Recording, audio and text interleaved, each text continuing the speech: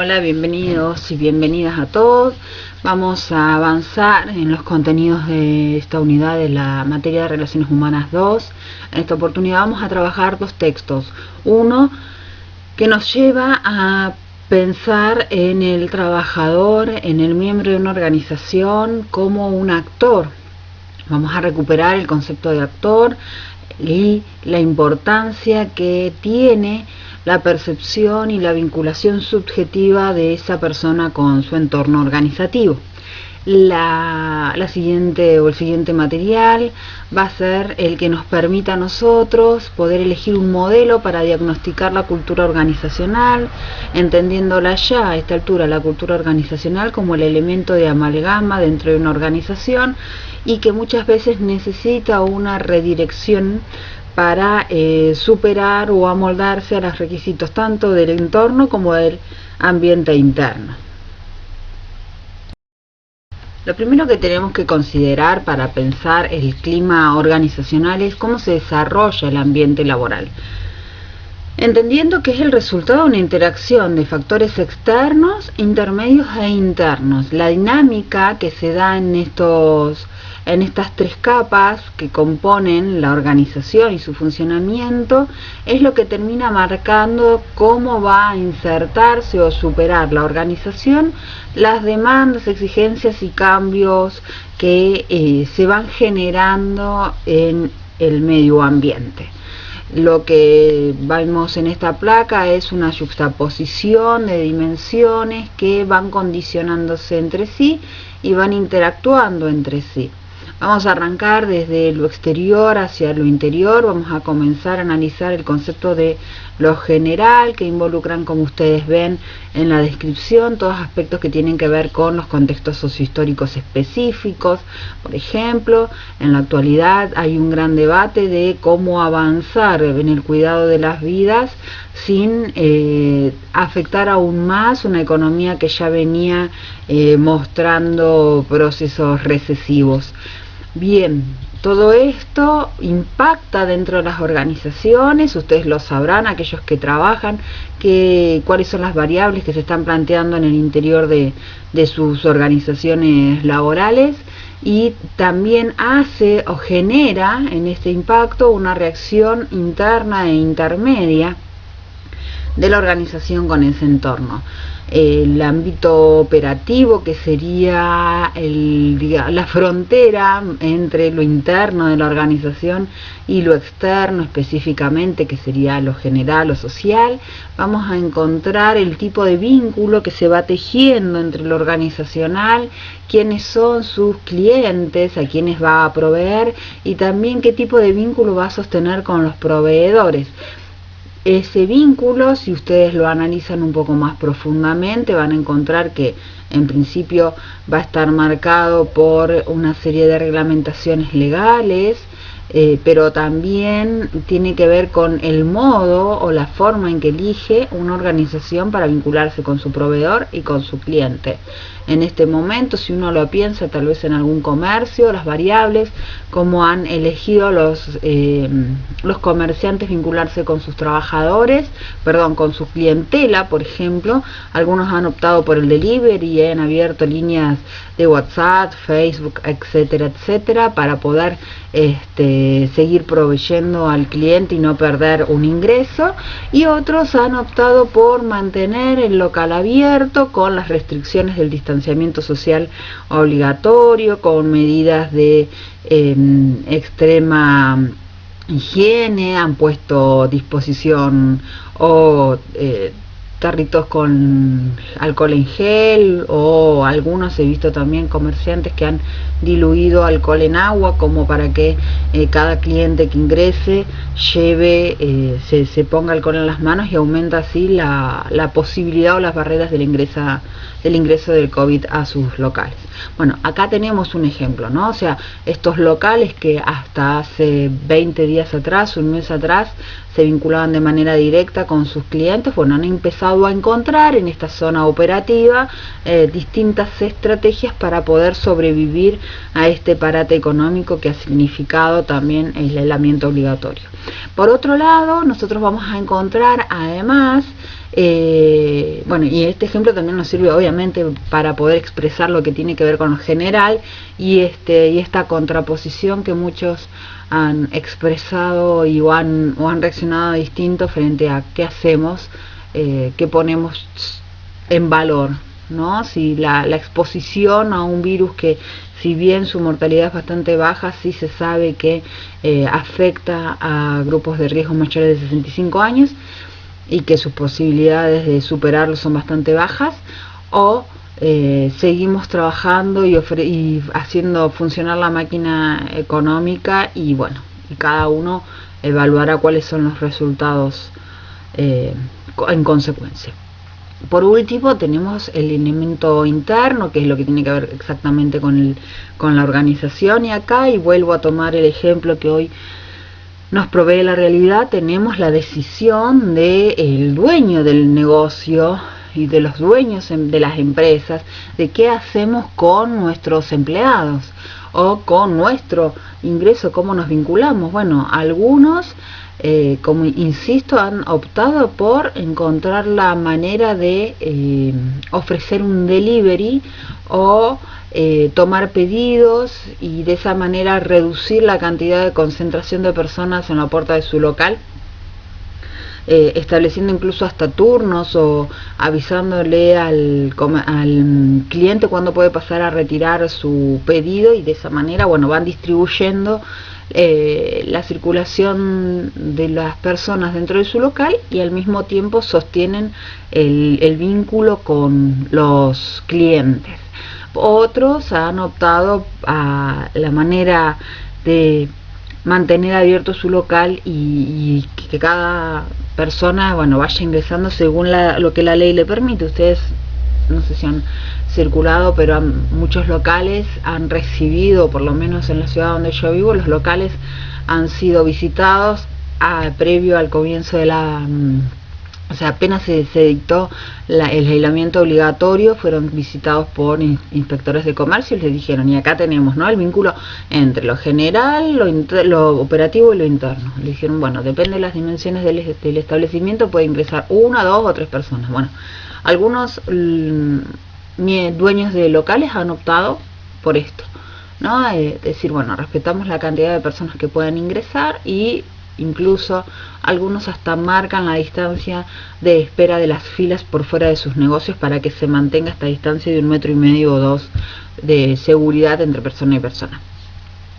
Bueno, también en el ámbito empresarial hemos visto decisiones gerenciales totalmente opuestas. Mientras unos avanzaron directamente sobre la cancelación de contratos, otros se manifestaron públicamente con la decisión de absorber las pérdidas sin afectar el salario y empujar al desempleo y al desamparo asistencial a muchos de sus trabajadores, porque cuando una persona pierde el trabajo no solamente pierde el ingreso monetario, sino también lo que tiene que ver con la cobertura social y sanitaria, que en estos momentos sería una de las preocupaciones más importantes.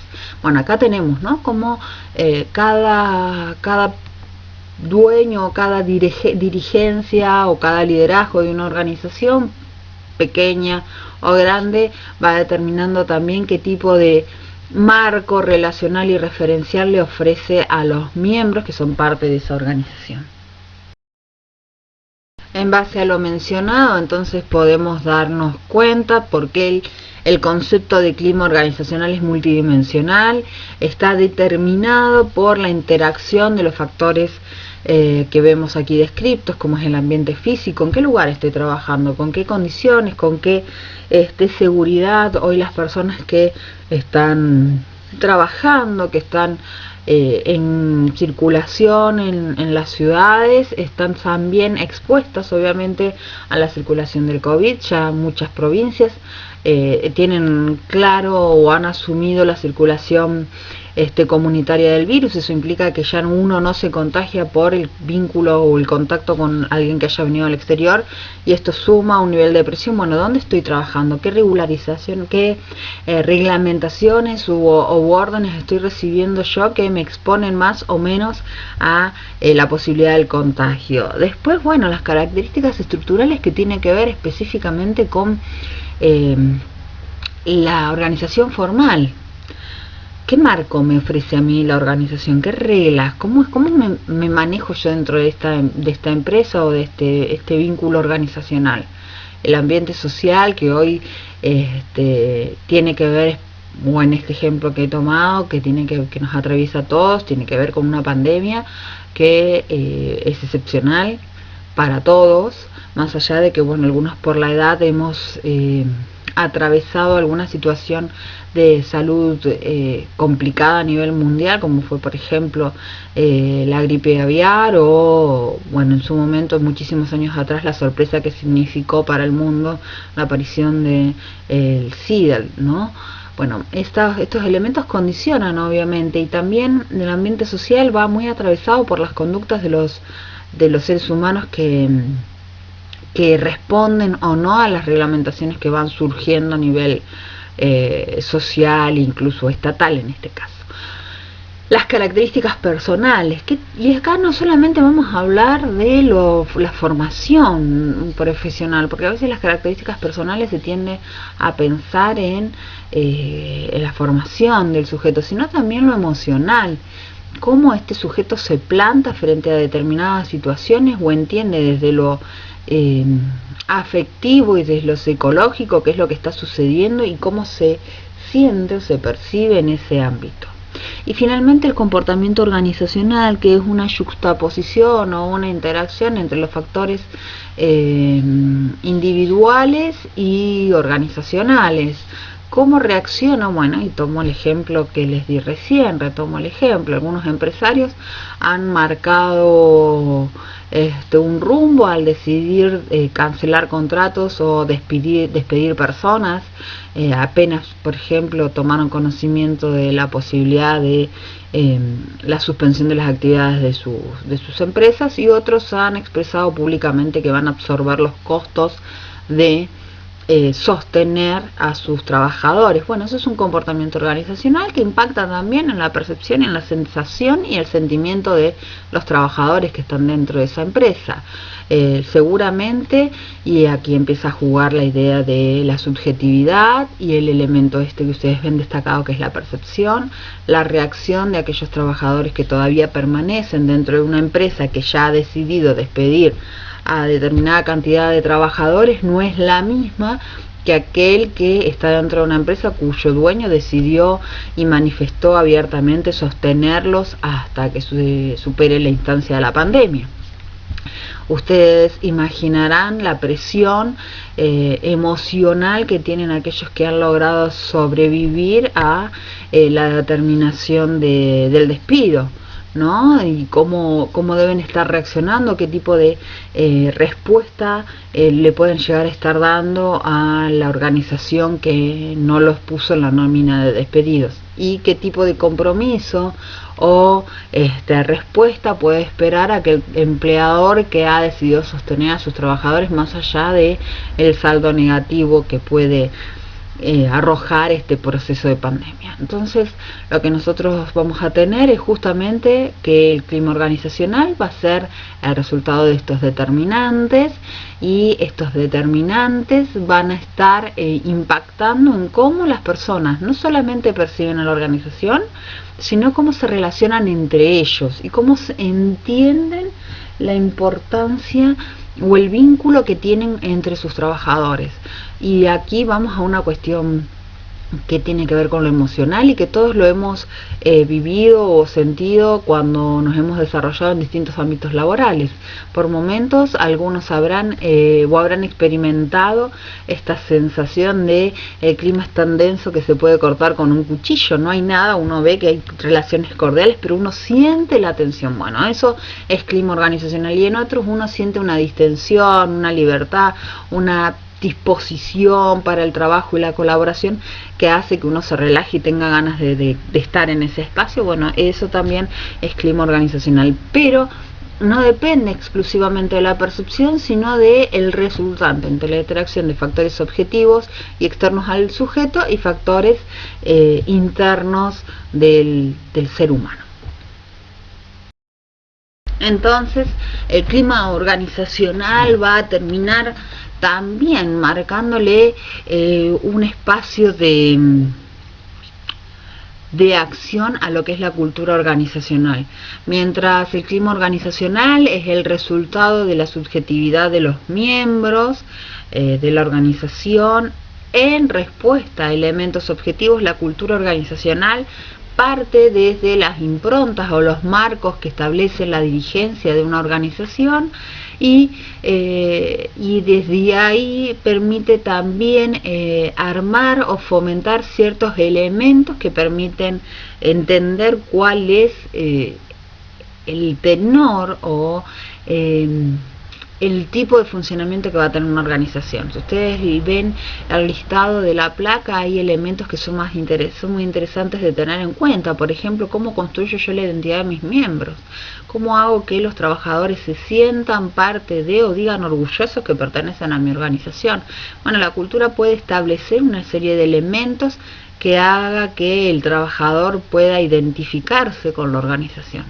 Ahora, depende de la cantidad de factores que habíamos visto antes, qué sé yo, el ambiente físico o el comportamiento organizacional, va a ser también la respuesta que va a tener el clima organizacional.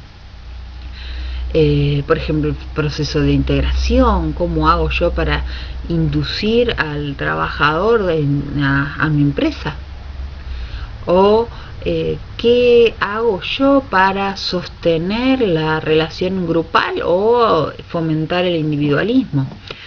Acá yo les quiero traer algún tipo de referencia que les puede permitir entender un poco más de qué se trata esto. Recuerdan ustedes, el experimento de Mayo se dio en una organización en la cual desde la empresa se sostenía muchos elementos de interacción, ¿no? Y por ejemplo había una enfermería, se fomentaban actividades deportivas. Era una empresa que para la época era un modelo en las relaciones humanas o en el manejo de recursos humanos. Sin embargo, Mayo descubrió que a pesar de esa predisposición empresarial, los grupos mantenían una organización informal y desde ahí interpretaban qué es lo que la organización buscaba con estos ciertos beneficios. En ese nivel de la organización informal es donde nace el clima organizacional. A modo de resumen, entonces, la cultura organizacional es esencial para poder facilitar o entorpecer el desarrollo de la organización en tanto capacidad para poder adaptarse o responder a las exigencias del medio ambiente, así como también favorecer el espíritu de grupo, de referencia al interior de una organización.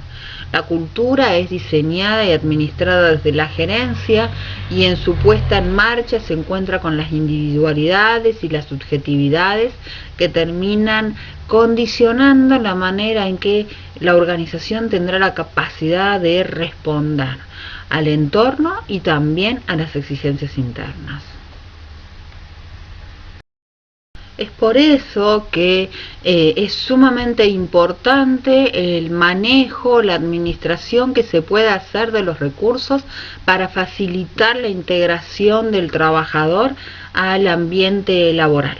Cuando yo dejo de considerar al trabajador como una herramienta dentro de un sistema productivo y lo empiezo a interpretar como un ser total, con una mirada holística, entendiendo que es un elemento o es un ser que está compuesto por los factores biológicos, psicológicos y sociales, y puedo administrar o entender la profundidad de la interacción de estos factores, es cuando yo puedo empezar a pensar en un diseño cultural que favorezca que ese ser humano se sienta pleno en mi organización.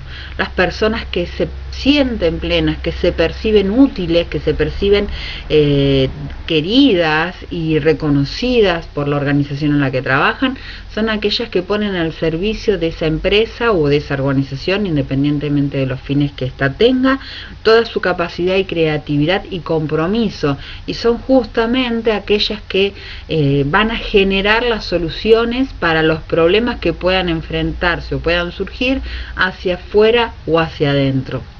En cambio, aquellas personas que se sienten que son un número más dentro de la organización, cuya palabra no es escuchada o cuya presencia no es valorada, entonces tendrán una reacción de distanciamiento, reduciendo su vínculo a la organización, con la organización, a el horario laboral. Es por eso que en las organizaciones o en las subculturas organizacionales donde uno observa mayor productividad, en general se trata de personas que no están mirando el reloj para irse. En cambio, en aquellos espacios laborales donde la cultura se ha vuelto hostil o ha cosificado al trabajador, es muy fácil observar cómo las personas 5 minutos antes de que suene o llegue el horario de retiro empiezan a guardar sus cosas. A veces se cree que exigiéndole al trabajador que no salga de su puesto de trabajo hasta que se cumpla el horario de salida, por ejemplo, este sujeto va a trabajar hasta el último momento, y la realidad es que existen muchas tácticas y muchas estrategias por parte de los trabajadores para eludir las responsabilidades que el empleador cree que éste tiene, y que esas estrategias o esas tácticas para desresponsabilizarse de sus obligaciones se vuelven cada vez más amplias y cada vez más silenciosas cuando desde la cultura organizacional y desde el sector empleador se aumenta la agresividad y se aumenta la hostilidad. Por lo tanto, cuando se piensa en generar o en aumentar la productividad laboral, tal como lo indicó Mayo allá por fines de 1920, principios de 1930, el factor emocional, el factor subjetivo, lo que garantiza una mayor productividad. Recuperemos entonces el concepto de una administración humanizada para poder entender el impacto de lo que implica un ambiente laboral, un clima laboral positivo. Por momentos pareciera ser que desde la organización no hay mucho que hacer sobre el impacto emocional que puede generar la percepción del trabajador. Sin embargo, sí está en las manos del líder o de la dirección de la organización la posibilidad de dirigir o de condicionar la percepción que tiene el trabajador de su espacio laboral. ¿Por qué? Porque es el que marca las reglas del juego dentro de esa organización. Si yo tengo un liderazgo desaprensivo, opresivo, agresivo, que además fomenta el individualismo, y entonces voy a tener un clima laboral que con el paso del tiempo va a transformarse en un ejemplo de hostilidad, y voy a tener conflictividad permanente entre los trabajadores. Si yo a la hora de seleccionar quién ingresa a mi organización enfatizo factores o personalidades de carácter muy competitivo y no voy buscando un equilibrio entre personalidades un poco más sumisas y personalidades de carácter más impetuoso, y entonces voy a estar armando un ring dentro de mi organización, no va a quedar otra. Y por el contrario, si el líder o la dirección tiene una tendencia a la valoración de la capacidad de aportar soluciones, si está abierto a la creatividad, si genera espacios de crecimiento individual y colectivo dentro de la organización, y entonces vamos a obtener por parte de el grupo laboral, en su mayoría, porque siempre hay factores de resistencia, vamos a encontrar un espíritu colaborativo, comprometido, creativo, y no hay que olvidarse que los líderes o los directivos pueden tener todo un conocimiento, un bagaje teórico, incluso pueden haber diseñado a la perfección y hasta el último elemento la forma de funcionamiento de la organización, pero los que hacen que esa organización funcione realmente son aquellas organizaciones, aquellos seres humanos que componen esas organizaciones. Por lo tanto, si mi actitud como dirigente ha sido hostil y permanentemente, y de pronto suavizo algún elemento, no es de sorprender que no haya una reacción positiva de manera inmediata, porque hay un viejo dicho que dice: cuando la limosna es grande hasta el santo desconfía. Y entonces, si los trabajadores han estado inmersos en un espacio de mucha presión o de desidia, un cambio en un aspecto de cultural no va a impactar necesariamente de manera directa e inmediata. Aprovecho también para que ustedes tomen en cuenta el carácter histórico de lo que tiene que ver la cultura organizacional y el clima laboral. ¿Qué quiero decir con esto? No es que yo voy a formar una cultura organizacional que es un paquete armado que va a ponerse en funcionamiento. Yo puedo marcar las reglas del juego, pero la cultura organizacional se va a construir con el tiempo y con una interacción entre los sujetos y esas marcas esas reglas del juego. Y el clima laboral también es una consecuencia de una interacción dentro de un marco histórico específico. Por lo tanto, es difícil pensar que yo pueda reproducir al dedillo algún tipo de cultura organizacional o clima laboral que ha funcionado en otra empresa, porque los sujetos no son los mismos.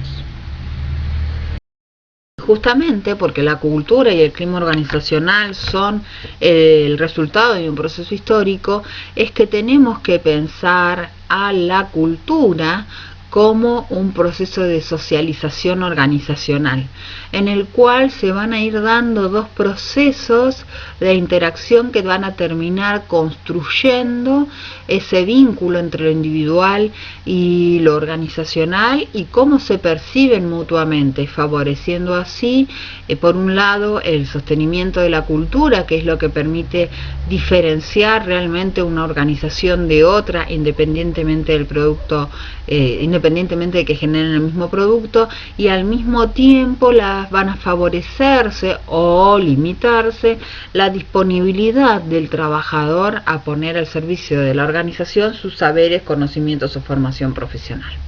La socialización organizacional entonces está marcada por dos procesos interactivos que se dan casi de manera simultánea, pero que arrancan por el proceso de adaptación del individuo a la organización.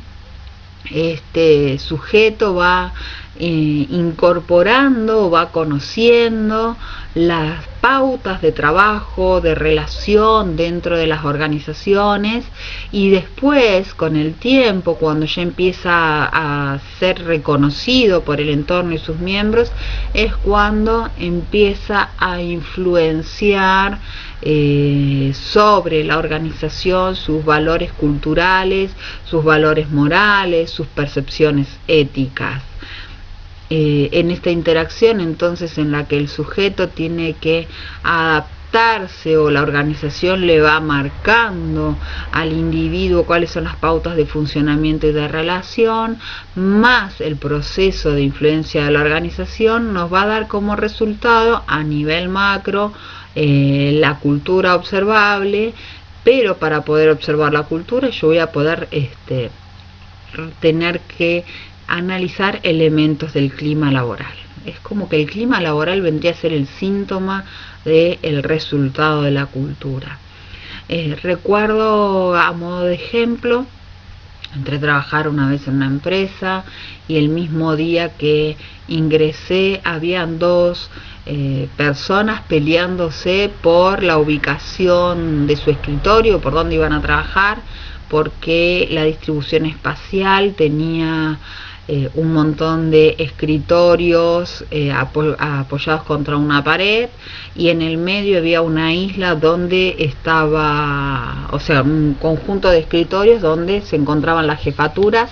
Había quedado un espacio vacío y se peleaban dos personas por ocupar ese espacio vacío y se peleaban vehementemente. La cuestión es que a mí me resultó llamativo incluso el tipo de discusión que había, y que haya tenido que intervenir el jefe para aclarar que ese espacio iba a quedar vacío hasta que no se determinara quién iba a ocupar la jerarquía o ese puesto jerárquico que había quedado vacío. Después, otro de los elementos que observé a los pocos allí en las 48 horas primeras de trabajo era cómo la gerencia o los jerárquicos se vinculaban agresivamente con sus subalternos, a los gritos, incluso con malos, o sea, utilizando calificativos peyorativos para quienes eran sus subalternos. Y lo que se observó en esas primeras 48 horas fue lo permanente durante el proceso o el tiempo que yo estuve trabajando en ese ámbito laboral, y con el correr de los días fui observando que la gerencia máxima, que no estaba en ese espacio físico, no ingresaba nunca a ese lugar, y cuando lo hacía simplemente abría apenas la puerta y llamaba a quien tenía que llamar, y en general era para llamarle la atención o retarlo. Y cuando la persona nominada, entre comillas, salía de la oficina, no lo llevaban a un espacio privado para hacerle saber cuáles eran los motivos de su sanción o el reto que iba a recibir, sino que le gritaban en la puerta, y entonces todos escuchábamos qué es lo que estaba pasando, así que se añadía un motivo de humillación. Sin embargo, cuando había algún factor de reconocimiento o se anunciaba algún ascenso, eso se hacía a modo privado. Bueno, esas son marcas culturales que después se reproducían al interior de ese espacio físico donde interactuábamos todos.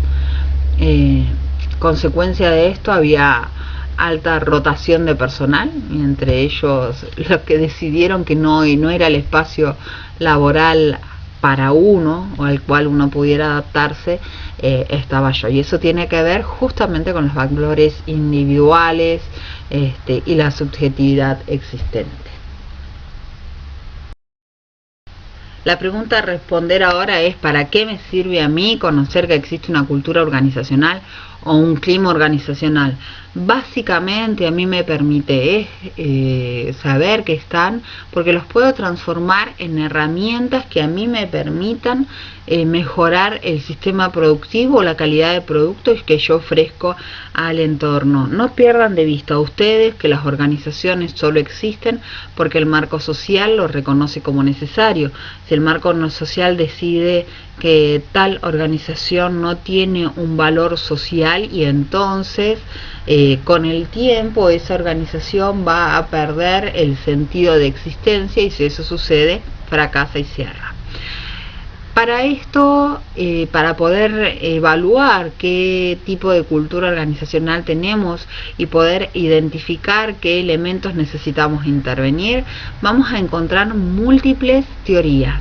Lo que vamos a hacer ahora es analizar 4 propuestas de intervención y análisis cultural que nos permitan identificar distintos aspectos de esa cultura, y después a ustedes les tocará determinar cuál de estos modelos le permite a ustedes o podría transformarse en herramienta para que ustedes obtengan la mejor cultura posible.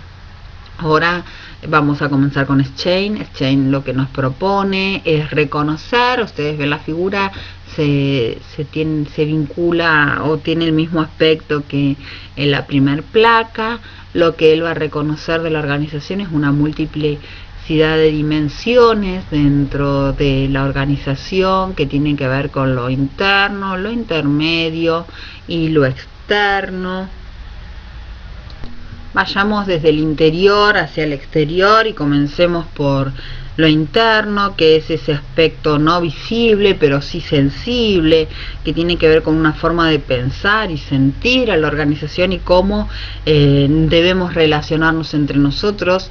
Sería el hecho social de la organización que va determinando cómo se interpreta lo que sucede alrededor de la organización, y tiene que ver o se instala en lo que sería lo intuitivo, marcándole a sus miembros qué es lo que está bien o está mal.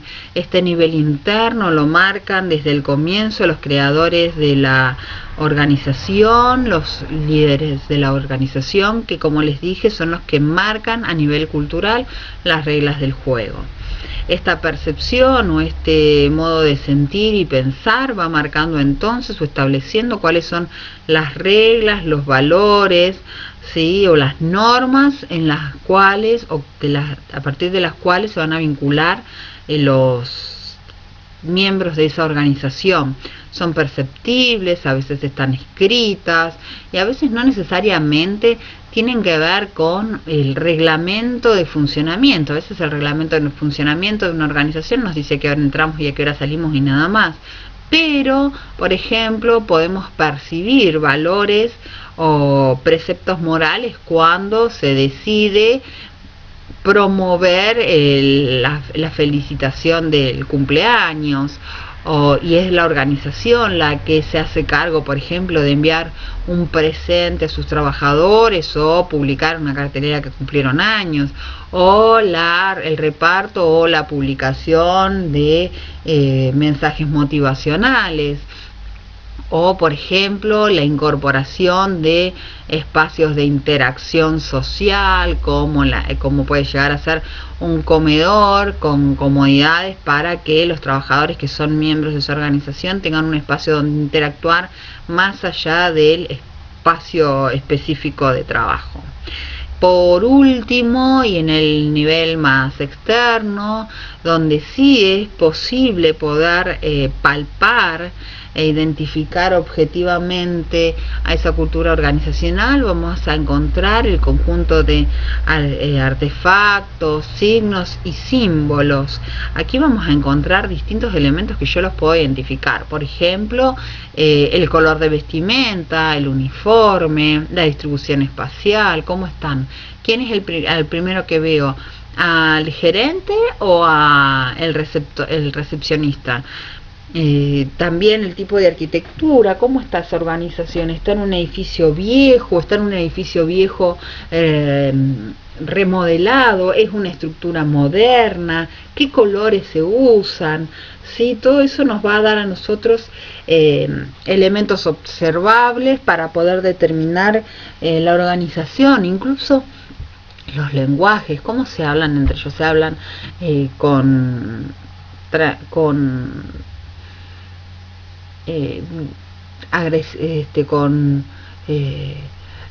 amabilidad, perdón, no salía la palabra, con amabilidad o con agresividad. Cuando tienen, como les decía recién yo, cuando había que sancionar a alguien, ¿cómo se lo sancionaba? ¿Se lo sancionaba de modo privado o se lo sancionaba de modo público? A lo cual después se le sumaba obviamente la humillación frente a los compañeros, porque todos sabían por qué era que habían pegado el tironcito de orejas, entre comillas. Bueno, esos son elementos que uno puede ir estudiando y que nos va a dar una mirada integral de cómo estaría funcionando esa cultura. Bueno, frente a todos esos valores es donde nosotros vamos a poder también percibir o anticipar qué tipo de reacciones pueden llegar a tener los miembros de esa organización.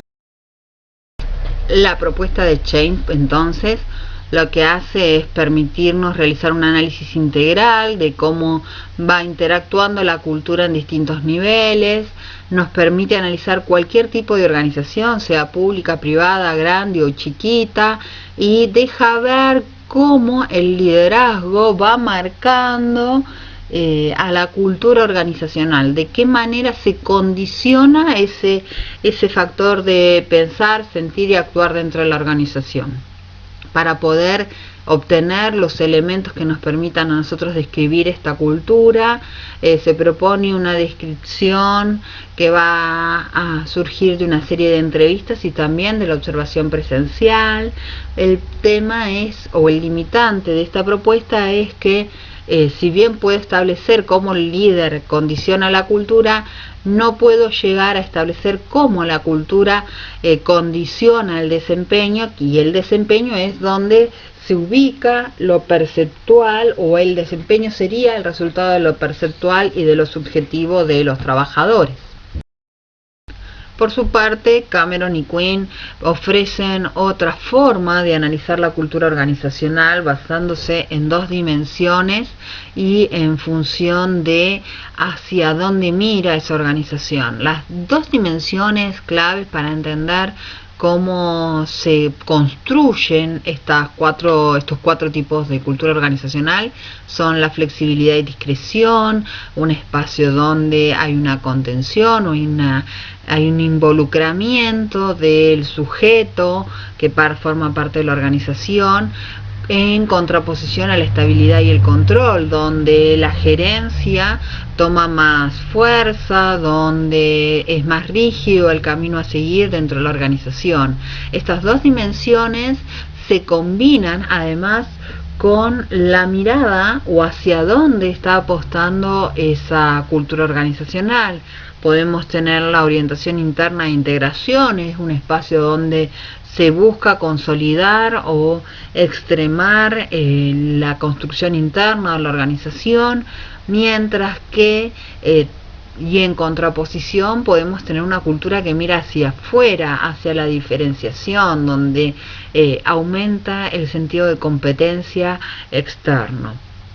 Vamos a describir cuáles son estos tipos de cultura. Entonces tenemos la cultura del clan, que es una organización donde hay un ámbito amistoso, se fomenta la familiaridad, la emotividad, la afectividad entre las personas que forman parte de esa organización. Los líderes tienen una figura paternal donde se construye un vínculo con los miembros, se muestran a disposición para escuchar, se fomenta la lealtad, el compromiso y el énfasis o el mayor peso de la dirección de la organización se sostiene en la gerencia o en los miembros más altos de la jerarquía.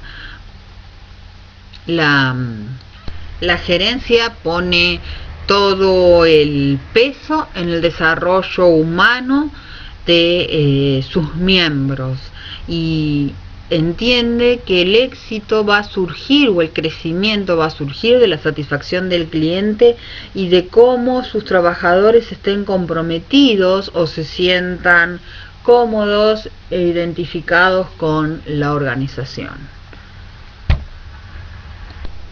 También involucrada dentro de lo que sería la dimensión de flexibilidad y discreción, pero con una mirada hacia el exterior y con una decisión de diferenciar la organización, va a encontrarse la cultura de adocracia. Acá los miembros entienden que el espacio organizacional es un buen lugar para trabajar, donde pueden desarrollar su impronta creativa, emprendedora. El espacio es dinámico justamente porque los miembros son extremadamente innovadores.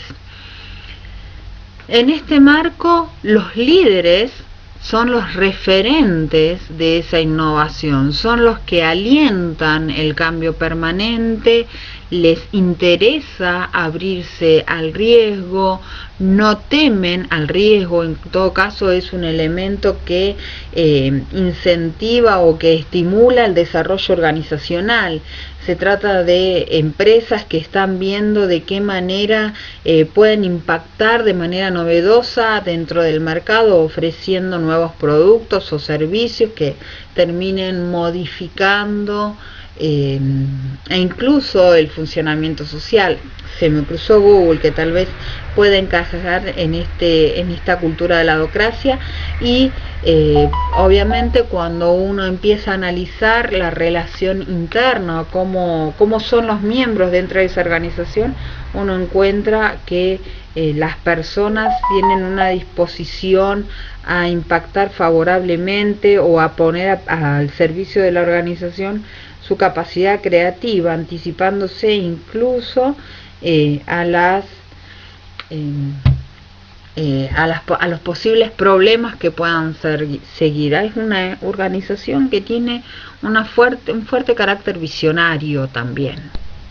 Cuando hablamos de la cultura de la jerarquía, si ustedes observan la placa, volvemos a ubicarnos en la orientación interna e integración, pero del otro lado de las dimensiones. Estamos hablando ya de la dimensión marcada por la estabilidad del control.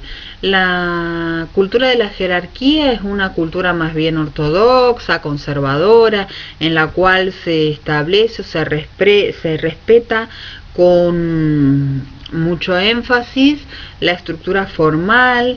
Se entiende que la estabilidad es el objetivo a sostener. Son organizaciones cerradas, con poca capacidad de innovación, donde el estímulo es justamente la posibilidad de ascender o de recibir aumentos, pero la creatividad no es un elemento valorado en este contexto.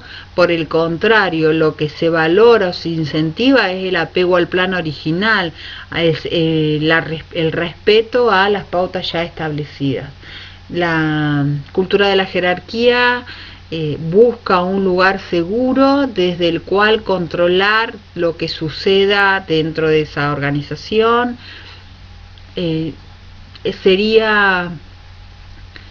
La cultura de la jerarquía estaría muy emparentada entonces con lo que proponía Fayol. ¿Se acuerdan de ese énfasis centrado en la administración?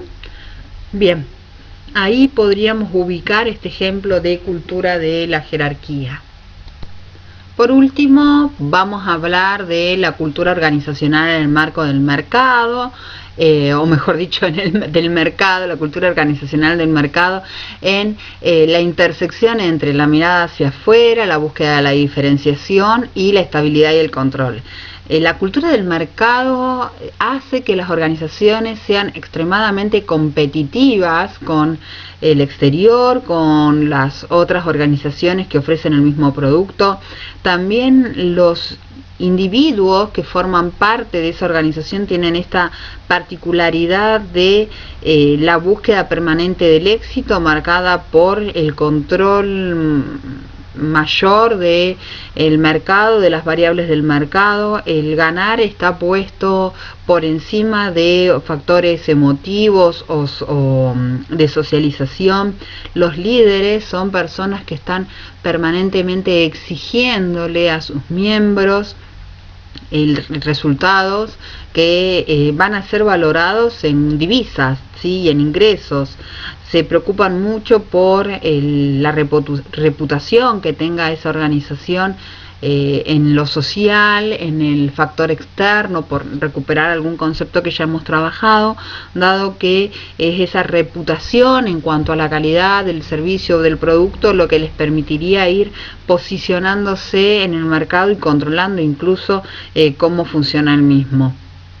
Este tipo de cultura además hace que aumente el control del trabajo que se realiza y del producto que se genera, y lo que se apunta es a sostener a los miembros dentro de la organización. ¿Por qué? Porque se cree que la posibilidad de ganar en el mercado, de aumentar la capacidad de control del mercado, está directamente ligada a la experiencia o el adiestramiento que vayan obteniendo los miembros de la organización. ¿Cuáles son las particularidades del diagnóstico que ofrecen estos autores? Bueno, lo primero es que nos centramos específicamente en cómo la cultura dominante, ya hemos visto por ejemplo en una autocracia donde se favorece el desarrollo y la creatividad, está marcada por la predisposición del líder. Si cruzamos a la otra dimensión y vemos la del mercado, también es el líder el eje que dispara la reacción de los trabajadores o condiciona la reacción de los trabajadores, es decir, cómo van a desempeñarse. Vamos a retomar un poco el concepto de desempeño, y el desempeño es cómo se ejecuta una tarea asignada a un rol. El rol es la tarea que me asignan. Por ejemplo, en este caso la docencia. Me pongo como ejemplo. Mi rol es el de docente en este ámbito y en esta relación que yo sostengo con ustedes. Ahora, mi desempeño va a ser distinto de cualquier otro docente, porque cada uno tiene herramientas o compromisos o backup culturales y de formación profesional que hacen que el rol de docente cada persona lo desempeñe de manera distinta. Bueno, también ese desempeño va a estar ligado a la exigencia, la apertura o el clima laboral que cada organización le permita o incentive entre sus miembros. Así es entonces que la propuesta de Cameron y Quinn lo que nos permite a nosotros es saber cuáles son los valores predominantes de esa cultura o de la cultura que establece la gerencia o el liderazgo, y cómo influencia en la mayoría de sus miembros. Este modelo nos permite analizar cualquier tipo de área dentro de la organización y también las empresas de distintos tamaños, lo que la vuelve interesante para aplicarse en distintos espacios. También nos da información de cómo está la cultura hoy y cómo debería ser, y cómo me doy cuenta o cómo establezco yo que hay que cambiar factores o rasgos de la cultura dominante y por el clima laboral.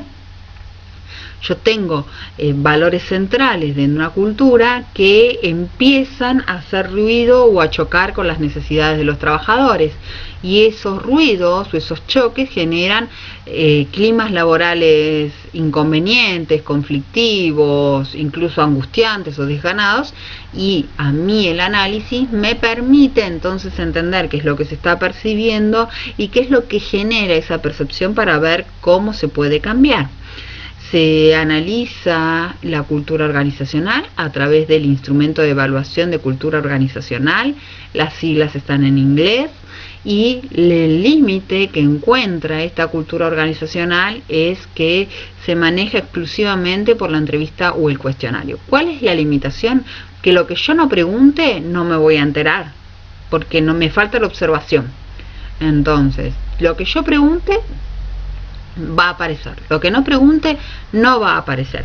Pero además, un factor que no debe menospreciarse es que yo estoy poniendo el valor en la sinceridad de quien me responda, y ustedes sabrán, aquellos que ya se han desempeñado en ámbitos laborales, que no es tan sencillo responder consultas referentes a cómo uno se siente en el espacio laboral, porque consecuentemente a lo que nos emana desde el interior de la organización, estos valores intangibles que ha manejado la administración con nosotros, va a hacer qué confianza podamos tener o no. Si nosotros sabemos que nuestra organización o nuestros directivos tienen una posición rígida, son conservadores, y va a ser difícil que nos sentamos con la confianza suficiente como para decir lo que realmente estamos sintiendo.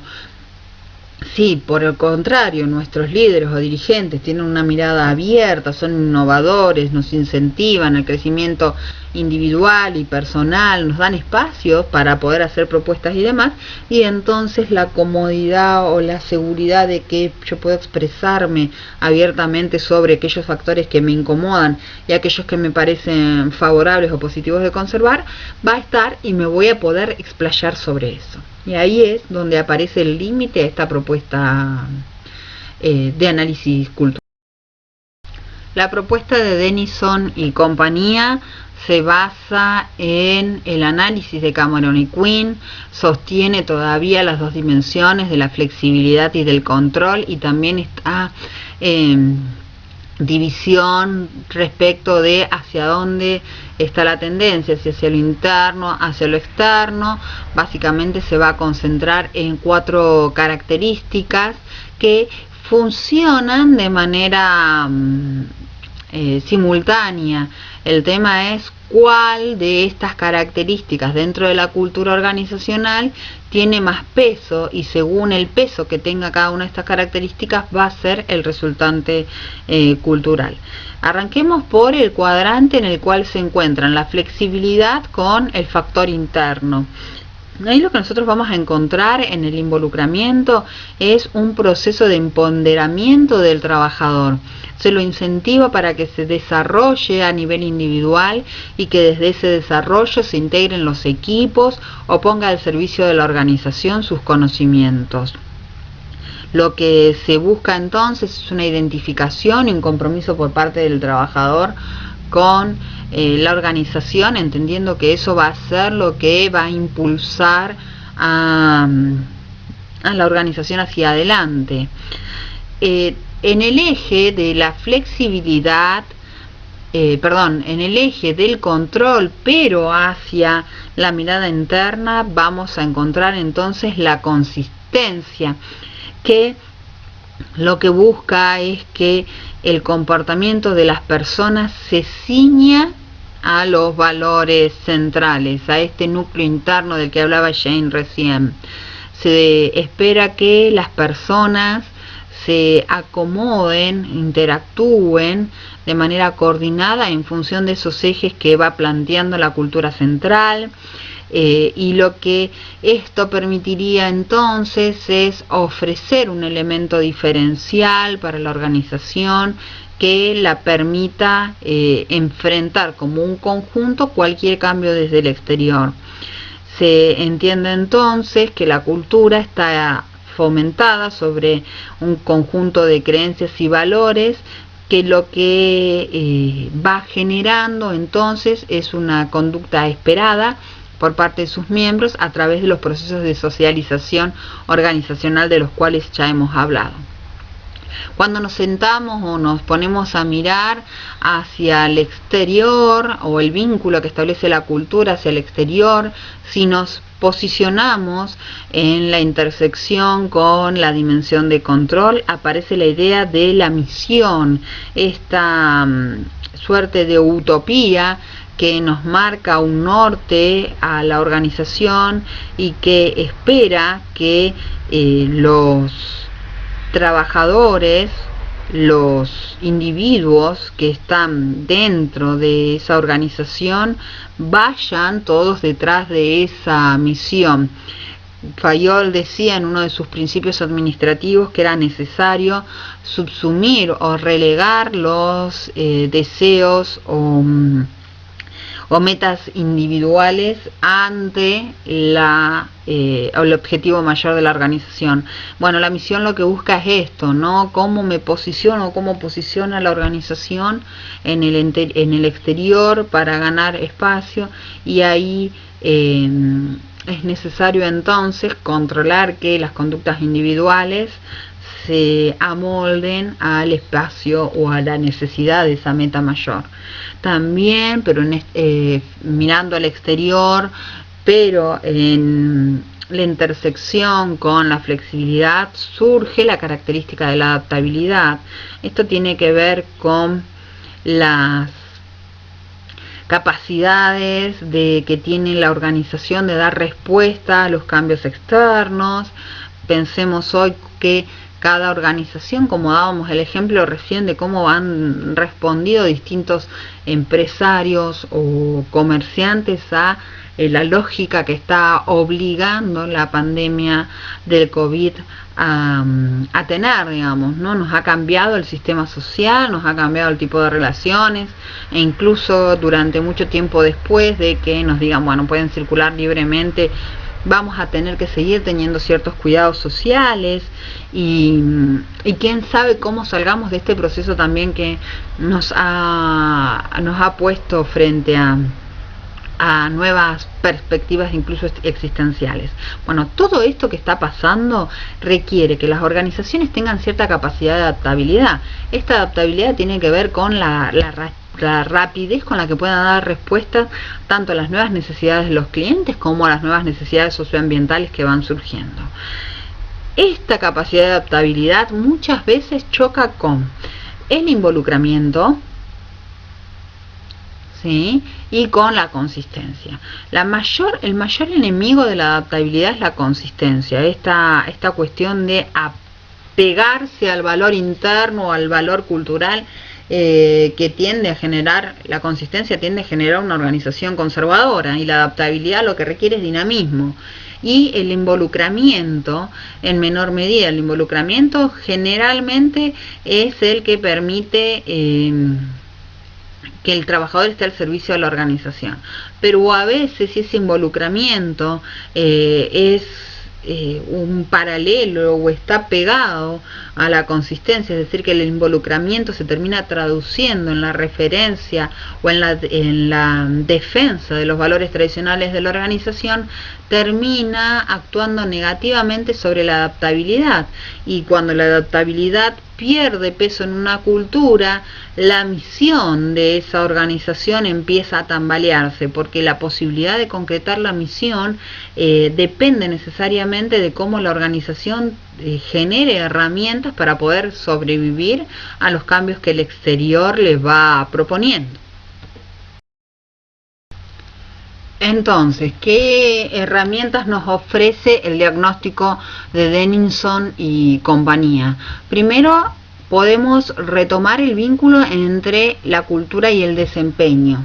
¿Sí? Como les dije, lo que analizamos previamente son características que están todas yuxtapuestas y que depende del peso que tenga una sobre las otras va a ser la tendencia de esa cultura. Entonces nos permite a nosotros identificar el lugar donde debemos interactuar para poder promover el cambio cultural en el caso que sea necesario. También nos permite dar cuenta de cómo funcionan distintos tipos de organizaciones y distintos tipos de organizaciones en distintos contextos socioculturales, y para poder acceder al diagnóstico hay una encuesta de 60 ítems. El tema es que estos ítems ya están marcados, es una encuesta preformateada, por lo tanto nos limita muchísimo en la posibilidad de indagar sobre otros factores que no hayan sido contemplados en esos 60 ítems. Antes de avanzar con la referencia de Hostitz, quiero pedirles que no olviden que cuando hablamos de cultura organizacional estamos hablando de una cultura dominante, pero si hay una cultura dominante quiere decir que hay unas culturas dominadas, pero no permanentemente. ¿Esto qué quiere decir? Que cuando yo pienso en la organización tengo que pensar en una cultura macro y en un clima organizacional macro, pero al interior hay culturas, subculturas organizacionales y subclimas organizacionales que con el tiempo, si aumenta el nivel de disidencia, con la centralidad cultural o la centralidad del clima organizacional, puede aumentar el nivel de conflictividad y hacer que esa organización y la cultura organizacional exploten. ¿Sí? Por eso es muy importante no perder de vista que existe un submundo el cual yo no puedo controlar y observar de manera permanente, pero que sí están esas fuerzas dando vuelta. Cuando avancemos en la materia vamos a empezar a hablar de las relaciones de poder y va a resurgir este tema, pero quiero que ustedes ya vayan incorporando la idea de que no existe una única cultura, sino que se va a enfrentar con subculturas, y lo mismo va a pasar con el clima organizacional. Las organizaciones son en general un espacio de encuentro de disidencias donde el rumbo va a ser marcado por aquel que logre imponerse sobre las demás. Ahora sí, hablemos de Hostit. Hostit desarrolló su teoría pensando en poder identificar las particularidades culturales de distintas regiones o naciones. Muchos autores usaron esta propuesta para poder identificar las particularidades de los grupos sociales dentro de la organización. Empecemos a analizar las 5 dimensiones que nos dan herramientas para poder entender cómo funciona la cultura o cómo influyen estas dimensiones en la cultura final que podemos observar.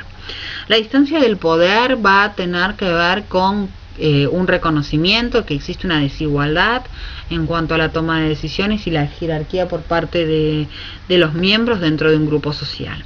Cuando más distanciado estoy del poder, más se siente la idea de la inequidad, más se puede observar el centralismo y el autoritarismo. Se marca claramente quién es reconocido y contemplado y quién no, y marca una línea de conducta dentro de la organización. Cuanto más cerca me siento del poder, o esa distancia del poder disminuye, es cuando amplía, por ejemplo, la descentralización. ¿Y esto por qué? Porque la toma de decisión dentro de las organizaciones empieza a caracterizarse justamente porque se distribuye la capacidad de toma de decisión y no queda todo concentrado en una sola cabeza. Bueno, acá vamos a entrar en una distinción que puede generar alguna polémica, y acá sí los invito a recuperar los textos de sociología que habíamos hablado, que habíamos trabajado con identidad de género. Fíjense que Hostit lo que hace es establecer patrones de masculinidad y femineidad. Depende de cómo tengan o qué peso tengan estas características, también va a ser el tipo de cultura que nosotros tengamos. Analicemos entonces cuáles son las particularidades que Hostit le adjudica a la masculinidad y cuáles a la feminidad, y van a ver, si recuperan esos textos de sociología, cómo se sigue reproduciendo acá la lógica patriarcal de cómo debería ser una cultura masculina y femenina. Pero bueno, todo esto es un comentario aparte. Volvamos a Hostit. ¿Qué es lo que nos dice Hostit? Que los valores masculinos están vinculados a la seguridad en uno mismo, ¿sí? La autopercepción de un todopoderoso, en todo caso, a la valoración de lo material, del recurso, de la ganancia, y la falta de interés por los demás, la falta de empatía. Bueno, aquí aparece un poco lo que habían visto ustedes en Hasta que el cuerpo aguante, ¿sí? En el marco de sociología, que nos decía justamente de este masculino que está obligado a responder por el entorno, que es casi un superhéroe, pero que tiene fuertes dificultades para la vinculación emocional y para el encuentro con su subjetividad. Por el otro lado, Hostit describe a la feminidad o a los valores femeninos por que está marcado por un fuerte interés por los demás, por las relaciones, por el factor vincular y por la mejora de la calidad de vida. Sí, aquí estamos en todo caso en un sector o en un terreno mucho más subjetivo y psicológico operando. Cuando aumenta el carácter masculino de la cultura organizacional es cuando empezamos a encontrar que hay una fuerte segregación en lo ocupacional, donde es muy fuerte la mirada peyorativa sobre lo femenino, donde se establece una fuerte diferenciación entre el hombre y la mujer, mientras que la feminidad, por el contrario, hace un una apreciación de la calidad profesional por sobre la condición de género, es mucho más abierta y tiende a encontrar un proceso o a generar un espacio de equidad entre hombres y mujeres. Si seguimos la circulación en el sentido de las agujas del reloj, otra de las dimensiones que aparece es la evasión a la incertidumbre. La incertidumbre siempre está, es un factor que impacta de manera permanente en las organizaciones, a veces lo hace desde adentro, a veces lo hace desde afuera, cuando nos cambian las condiciones socioambientales, por ejemplo. Cuando yo encuentro que la evasión a la incertidumbre, que está vinculada a la necesidad o a la percepción de la estabilidad, aumenta esa evasión de la incertidumbre, entonces lo que nosotros vamos a encontrarnos es una incapacidad para poder dar respuesta a los cambios del entorno y también del interior. Entonces empieza a aparecer una organización muchísimo más conservadora, con una actitud negativa hacia la diversidad, con una imposición de un modelo de ser que no reconoce otras variables, otras posibilidades de expresión del ser humano, mientras que cuando la evasión a la incertidumbre es baja o en todo caso aumenta la tolerancia a la incertidumbre, la organización o el grupo cultural tiene mayor flexibilidad para dar respuesta a los cambios del entorno, tiene la capacidad de incorporar no solamente a los nuevos conocimientos, sino también a integrar a las minorías y a valorar a las personas por encima de las condiciones de género, las percepciones de género. Entonces, la evasión de la incertidumbre, cuanto más alta es, suele vincularse con aspectos masculinos, o en todo caso coinciden en un alto sentido de la evasión de la incertidumbre con la preponderancia de factores masculinos, mientras que la aceptación de la incertidumbre y la planificación o la previsión de alternativas hacia un cambio intempestivo está generalmente vinculado a la feminidad, que tiene esta flexibilidad de reconocer y valorar la diversidad. Otro de las dimensiones conocidas o reconocidas por Hostit frente al componente cultural es la contraposición del individualismo al colectivismo. Acá también empezamos a encontrar factores culturales que se reconocen o se reproducen al interior de la organización, y obviamente cuando tenemos un nivel alto de individualismo va a aparecer un fuerte crecimiento de la competencia al interior de la organización, que va a hacer que las personas se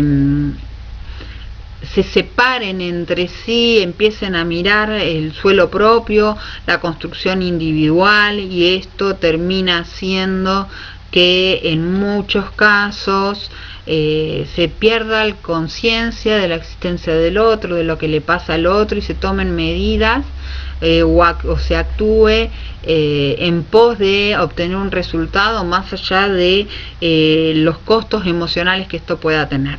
El colectivismo, por otro lado, está caracterizado por una fuerte conciencia del otro, de una conciencia de que somos parte de un sistema y de lo que le sucede al otro me va a terminar impactando directamente en mí.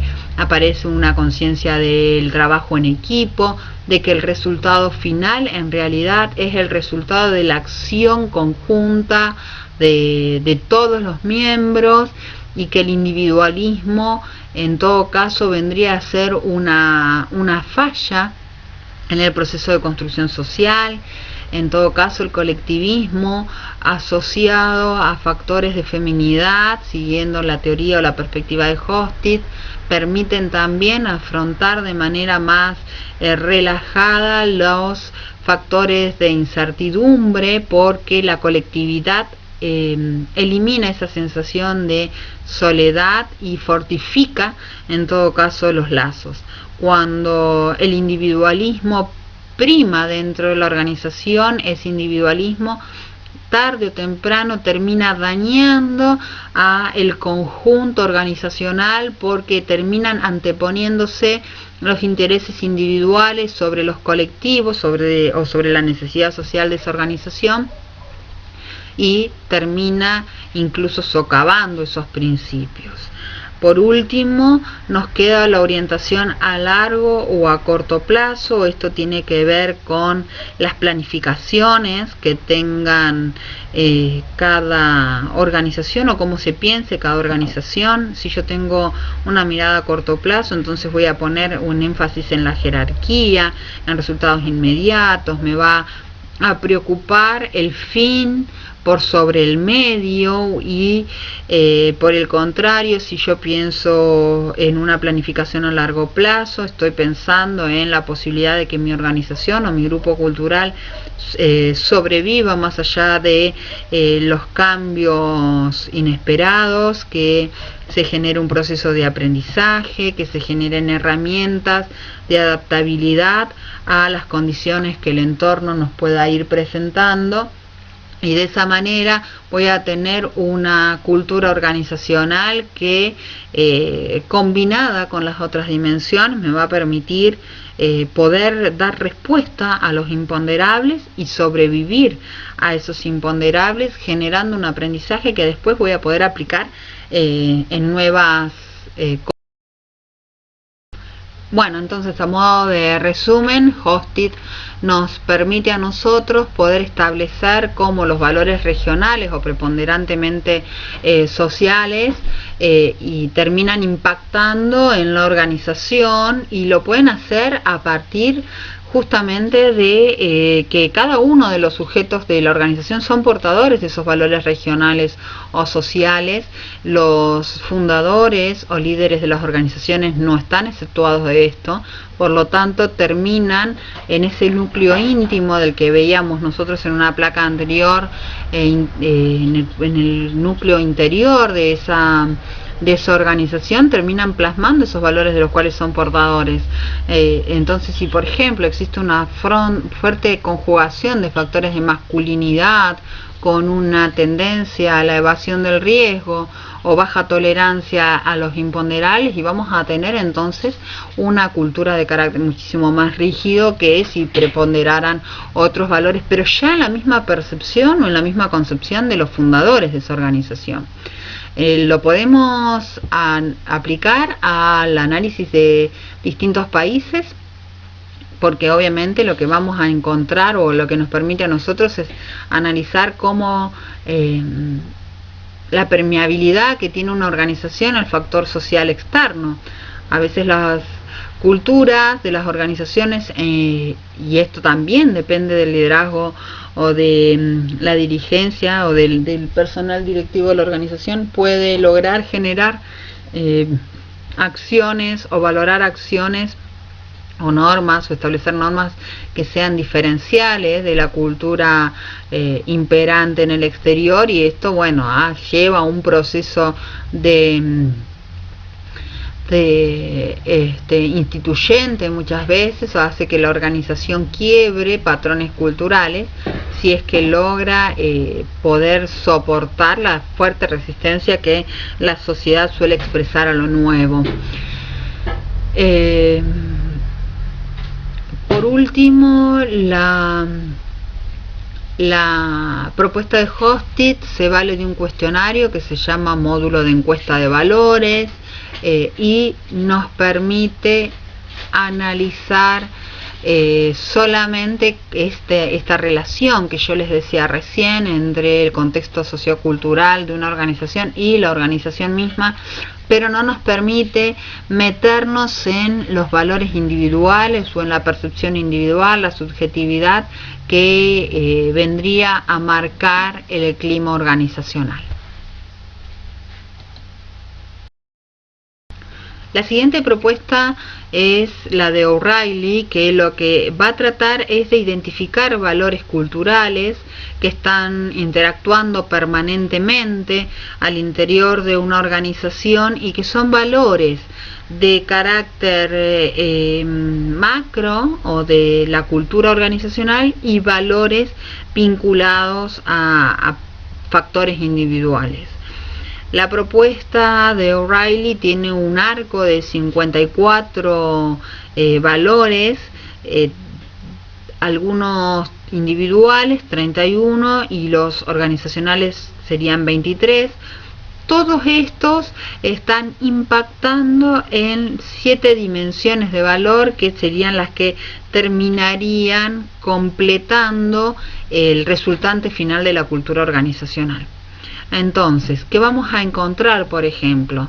¿Qué pasa con la dimensión de la orientación al equipo? ¿Es importante, es amplia, es fuerte por parte de la organización? ¿Y qué pasa también en ese espacio con el individuo? Y acá empiezan a aparecerse incógnitas. ¿Estoy yo incorporando a mi organización? Si yo tengo una tendencia, por ejemplo, para tomar alguna referencia de otro autor, como por ejemplo el caso de Hosted, tengo esta dimensión de la colectividad fuerte marcada en lo organizacional, pero no logro formar equipos, y entonces tengo que empezar a fijarme a quién estoy involucrando. Tal vez estoy seleccionando a personas con fuerte carácter individualista y entonces no voy a poder concretar la orientación al equipo. La estabilidad tiene que ver con lo mismo.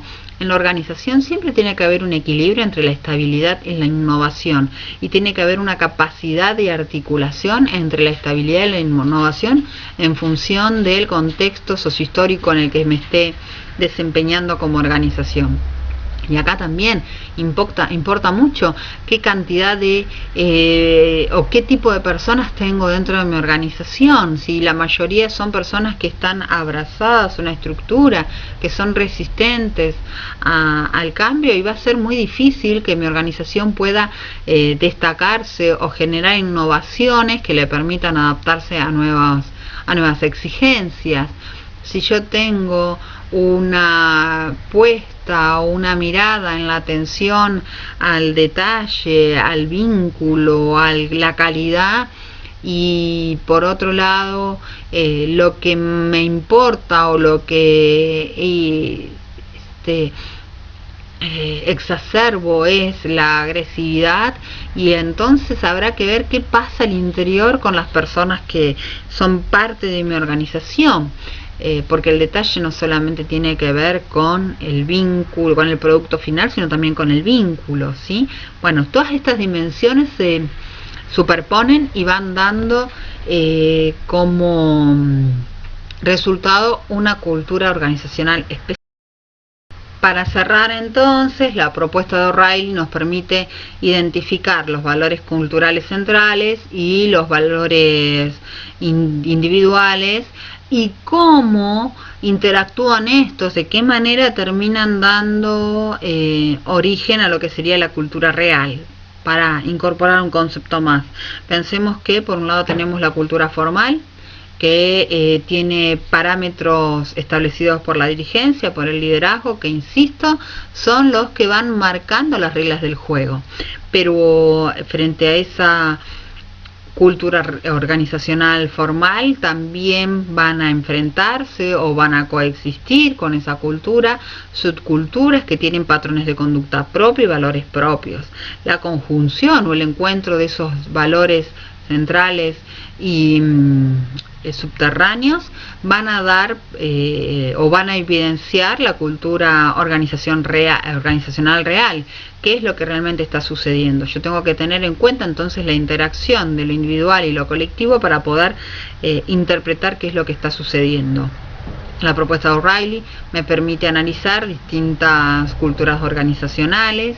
Su limitante es justamente su propia herramienta. Tiene un cuestionario con 54 declaraciones de valor, pero no puedo analizar otros factores que no estén contemplados dentro de ese cuestionario, y además como se basa exclusivamente en las entrevistas o en las encuestas, es difícil poder acceder a lo conductual, y muchas veces, como demostró Mayo, lo conductual termina evidenciando mucho más que lo que el trabajador, el miembro de la organización puede referenciar o puede expresar oralmente. Bueno, con esto terminamos todo el contenido de la clase de hoy y hemos transitado hasta esta parte desde lo macro, desde lo exterior, donde se ubica el sentido de la organización y el sentido del institucional, y hemos avanzado hacia lo subjetivo. La idea es que ustedes empiecen a entender o a sentir que son sujetos, actores del marco institucional y organizacional, y que incluso, aun cuando ustedes deciden no intervenir, esa parte de la decisión es un acto por parte del sujeto. Por eso cada uno de estos elementos de la cultura organizacional o la percepción de la cultura organizacional requiere que siempre se tenga presente el factor subjetivo, el factor de la percepción, que se tenga presente el arco de conflictividad que puede existir entre una percepción macro o una cultura macro y lo que los sujetos sienten al interior de la organización. ¿Para qué? Para poder prever, para poder establecer y anticipar algunas reacciones o soluciones que de otra manera, si solo nos basamos en la mirada de la administración central, podría llevarnos a fracasar tanto en nuestras tareas profesionales como en nuestra capacidad de dirigir grupos u organizaciones.